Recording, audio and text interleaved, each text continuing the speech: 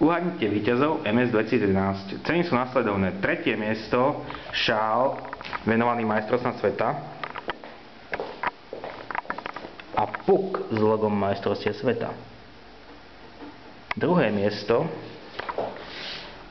tričko s dlhými rukávmi s logom Slovakia Hockey Team a s slovenským znakom a kľúčenka puk s logom majstrovstiev sveta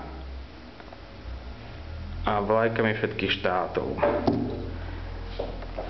1. miesto sú suveníry oficiálne IIHF, a to mikina so slovenským znakom a maskot kľúčenka Gúli.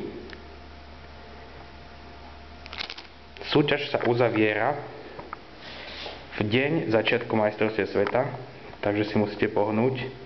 Držíme palce.